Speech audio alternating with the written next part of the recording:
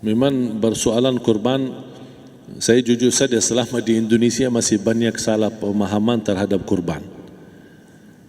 Dan saya pernah berkata, memang Islam kita di Indonesia Islam keturunan. Ya, jadi asal tahu saja.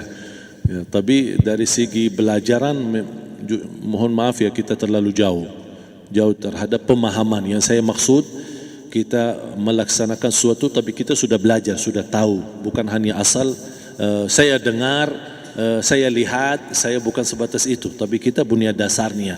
Dan ini kelemahan kita, di antaranya kurban. Saya pernah mendengar, bukan malah sering mendengar soal kurban dihitungkan beroran.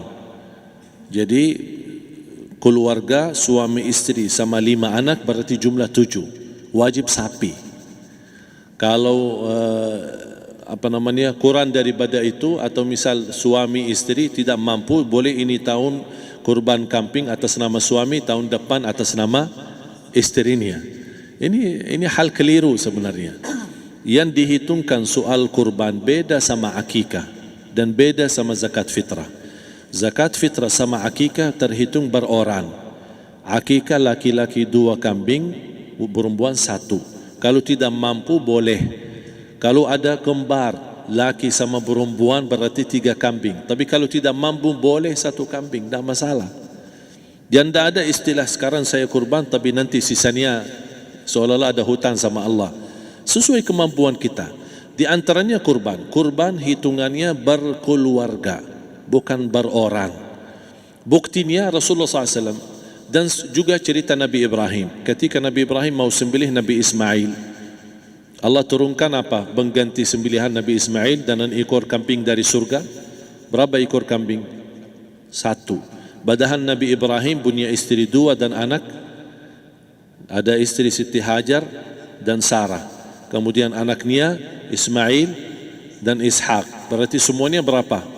5. Kenapa Allah tidak turunkan 5 ekor kambing? Karena hitungannya memang 1 keluarga. Yang kedua, Rasul sendiri sembelih 2 kambing.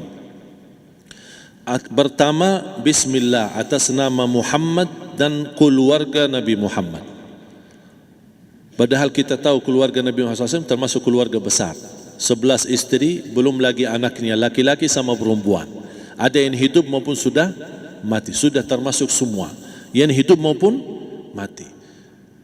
Yang kedua, Rasul sembelih sembelihan yang kedua atas namaku dan umatku. Umatnya berapa miliar? Cuma 1 ekor kambing.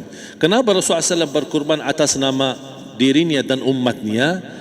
Saya mengambil salah satu di sini tanda sayangnya Rasul kepada umatnya. Jadi saya selalu berkata, orang miskin yang tidak mampu berkurban seharusnya bangga di hari kurban, karena Rasul sudah kurbankan duluan atas nama dia. Jadi terima kasih ya Rasulullah, ingatkan kita. Yang kita tidak mampu, Rasul sudah. Bahkan kalau Rasul sudah kurban atas nama umatnya yang tidak mampu, berarti sudah terkabul. Kita aja belum tahu kabul atau tidak kalau kita berkurban. Tapi kalau Rasul sudah terjamin makbul. Oleh sebab itu hitungan kurban itu adalah 1 keluarga.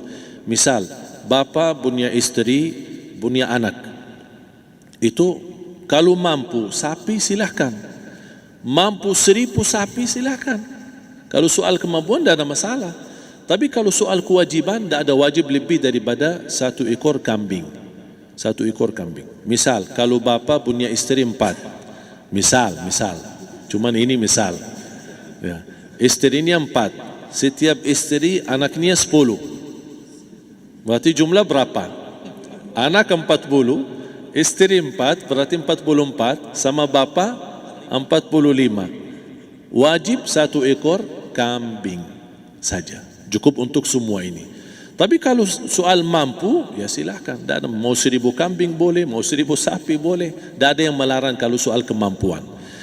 Dan kalau kita mau sembelih, Bismillah atas namaku dan keluarga. Tidak perlu bawa data-data nama keluarga. Jadi disebutkan tukang sembelihnya ada capek menunggu sambil sebutkan nama-nama. Tidak perlu.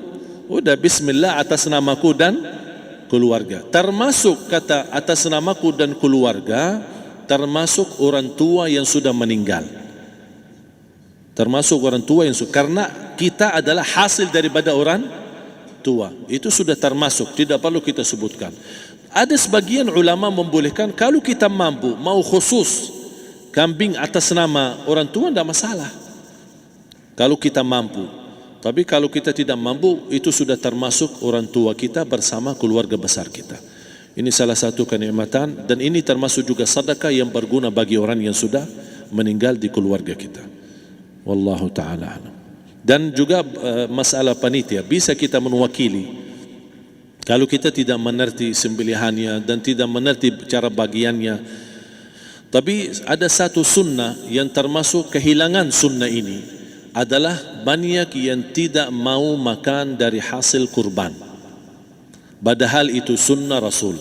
Dari akikah boleh makan, dari kurban pun boleh makan. Bahkan sunnah SAW dibagi 3. Sepertiga pertama dihadiahkan.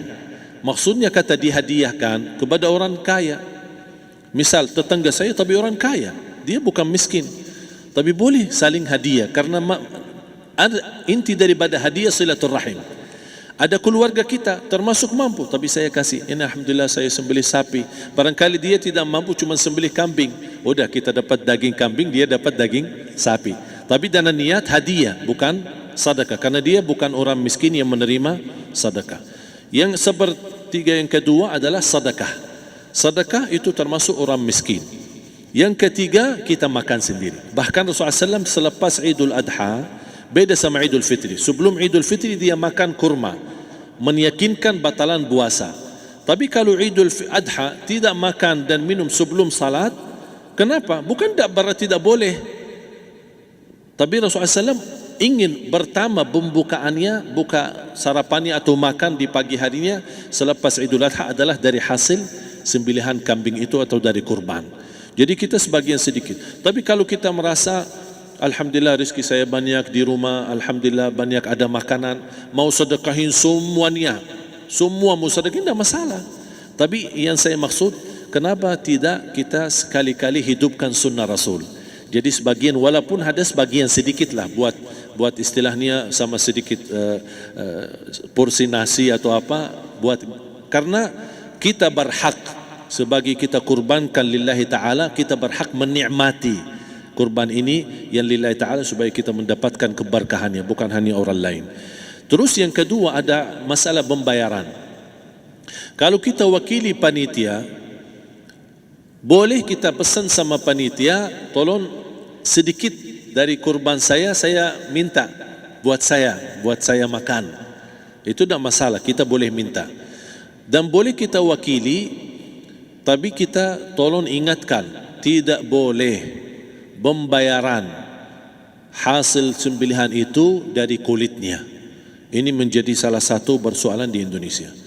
Banyak tukang sembelih datang, ketika kita tawarkan untuk sembelih ini, berapa Pak? Oh tidak apa-apa, kasih aja kulitnya sama kepalanya. Jangan anda setuju, jangan anda terima. Oh maaf saya tidak bisa. Bapak berapa ongkos sembelihannya? Kita harus sepakat dulu. Tidak, saya ikhlas, tidak apa-apa, seikhlasnya. Tapi yang penting kepalanya sama kulitnya. Itu aja yang saya minta, yang lain tidak apa-apa. Tidak boleh.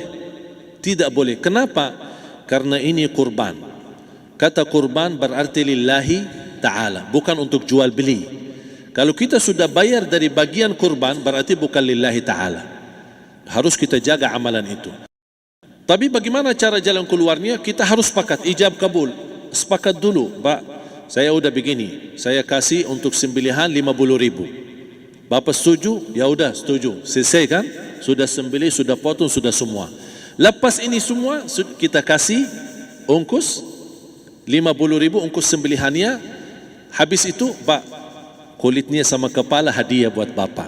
Itu tidak apa-apa, tidak masalah. Tapi bukan untuk bayar sembelihan. Faham maksud saya? Harus dibedakan supaya jangan sampai amalan kita kurban habis biaya, habis ini malah tidak diterima karena sudah kita bayar sebagian daripada kurban. Saya silahkan bayar apa yang kita sepakati, mau hadiahkan kepada dia karena kita tidak bisa guna. Buat apa yang kita mau gunain kulitnya, tidak bisa. Tapi mereka, buat mereka lebih berguna, oleh karena itu kita bisa hadiahkan untuk mereka. Bahkan kita bisa juga kasih daging untuk mereka bisa menikmati sebagai sedekah. Wallahu taala alam.